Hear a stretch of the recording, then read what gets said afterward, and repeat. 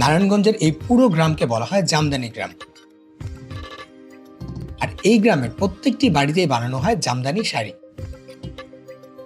জামদানি পোশাক বুননের জন্য একটি শিল্পনগরী হিসেবে ব্যবহৃত হয় বলে এটি জামদানি পল্লী নামেও পরিচিত।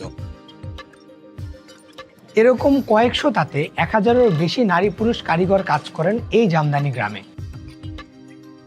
নারায়ণগঞ্জ জেলার নোয়াপাড়ার এই পল্লীতে যুগ যুগ ধরে তৈরি হচ্ছে জামদানি শাড়ি। জামদানির নকশা তুলতে মূলত ব্যবহার করা হয় মাকু এবং কান্ডুল। এরকম মাকু এবং কান্ডুল দিয়ে এক একটি জামদানি শাড়ি বানাতে তাঁতিদের সময় লাগে 1 সপ্তাহ বা তারও বেশি। কখনো কখনো এটা ছাড়িয়ে 1 মাসেরও বেশি সময় লেগে যেতে পারে। জামদানি তৈরির আগে সুতোগুলোকে রং করা হয় বড় বড় চারিতে। এরপর তা এনে শুকাতে দেওয়া হয় ছায়াযুক্ত স্থানে।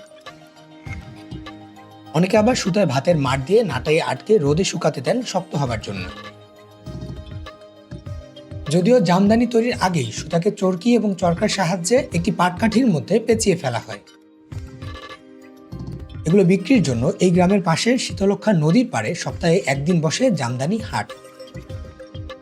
প্রতি শুক্রবার এই জায়গাটাতে বসে জামদানির হাট এবং খুব ভোরবেলা থেকে শুরু হয়ে সকাল 8টা পর্যন্ত চলে সেই হাট। আর তাই এখানকার শ্রমিকরা মজুরি পান সাপ্তাহিক ভিত্তিতে। ইনফ্যাক্ট আপনি চাইলে এখানে জামদানি কিনেও নিতে পারবেন নিজের ইচ্ছে মতো। আবার এর বাইরেও নিজের পছন্দ মতো কাস্টমাইজ ডিজাইনের শাড়ি অর্ডার করতে পারবেন। হাতে বোনা 80 কাউন্ট থেকে 200 কাউন্টের জামদানি পাবেন এখানে, এবং দাম হয়ে থাকে 1000 থেকে 1 লক্ষ টাকারও উপরে।